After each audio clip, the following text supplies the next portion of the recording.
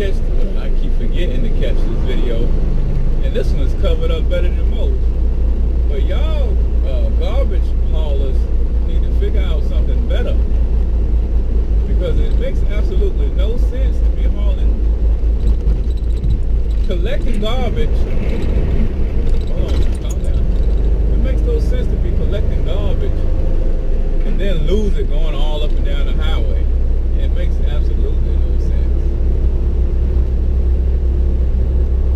And like I say, this guy is not losing much compared to other trucks that I've seen, man. I mean, it's been ridiculous. I've seen them just leaving a trail going down the highway. This guy only lost I think 2 pieces in the last 2 miles, which still is too much if you think about it. I don't know how far he's going, but nah, I've seen him leaving a trail. Anyway, what I want to talk about was driver versus dispatch. Driver versus dispatch. Why?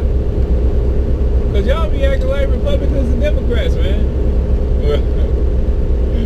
Somewhat. There's another piece of trash about to come out.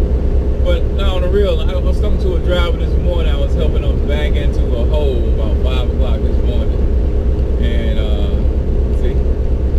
Now you tell me this is not a problem. Somebody tell me that this is okay.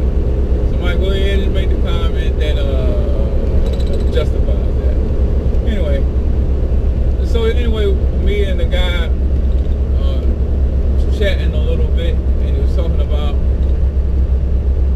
how he sometimes neglects the calls from the dispatcher because he just don't feel like talking. And I miss some calls from my dispatcher sometimes, but it's because I'm driving. And he wasn't talking about that because he's driving. He was talking about he just don't answer the phone. But I've written about this, and I've mentioned it in the video before. You know, you got to think about the situation from the perspective of the other person. I don't know how, well, that doesn't matter. You gotta look at it from the other person's point of view. Imagine you having the job of dispatching drivers. You got 3, 4, 5, 10 drivers in trucks picking up and delivering freight for different brokers or customers or whatever all over the country. You're gonna want to know, especially depending on the driver, what's going on with that truck. You're going to want to be in contact. You want to know that the guy has picked up or delivered or is en route, or where is he starting from in the morning. You know what I'm saying? And especially depending on who the customer is, and because some customers want to know every detail, and they might be calling the company back to back to get an update. So I mean, you gotta consider all of that. If another piece of trash. If you don't just understand at a simple level that communication is important, then think about it from that perspective. Suppose you was that guy with that job, and do you think you would, if not at all times, at least sometimes, want to know what's going on with the driver? And if you're being realistic and you're being honest, then the answer is yes. It's a rhetorical question. Of course you would. You got tens of thousands, if not hundreds of thousands of dollars worth of freight in the truck, and a $50,000 to $100,000 truck you're driving. Yes, you're going to want to know from time to time what's going on with the driver. Where you at? What's your ETA? Where you're leaving from? Where's your current status? You're going to want to know. And hopefully not all day, every day. Otherwise, you need to get rid of that driver. You got to micromanage like that. That's a headache. But my point is, so when you think about it,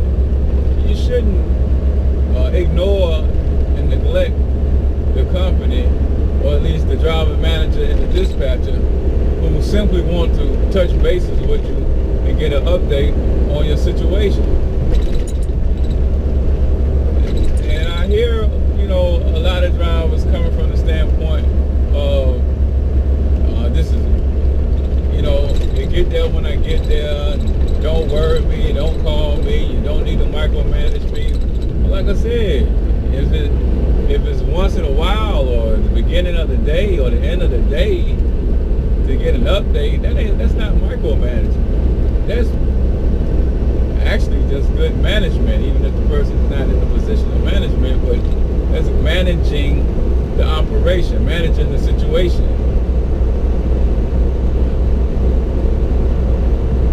But as far as that attitude of this is my show, I'm needed, I get there when I get there, you don't need to call me. You gotta understand that it is a team situation, and customer satisfaction and customer service, it means being able to update the shipper or receiver on what they can expect as far as the truck arriving, the driver arriving with the truck, or the freight arriving to the receiver and everything.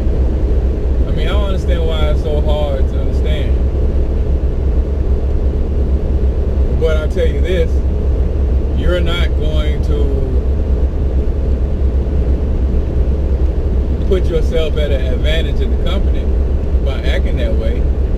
You're going to be one of those drivers that complain about the job and not getting loads, and pointing the finger and placing the blame on the company, when what you've done with that attitude is showing yourself to be unreliable,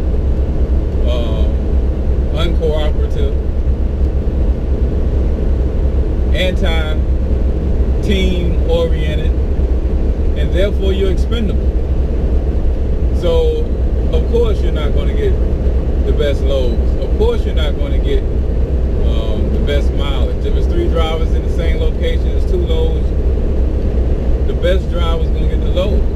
The driver who is just a headache to deal with, they don't care if you leave or not. And think about it, it makes sense. Who would care? That's a dime a dozen driver. That's an average driver. Actually, I think the average driver understands the importance of communicating, and that it makes sense and should be expected to touch bases with the company. That's the average driver. So for you to feel like that's micromanaging, that's less than average. You're easily expendable, easily to be replaced. But the average driver has a better attitude about the situation than that. So it's just something I want you to think about. Because you can't have that attitude and have a great career. And that's what I'm about. Helping you guys, if you're going to be in it to win it. Don't have a job, have a career at it, even if it's temporary.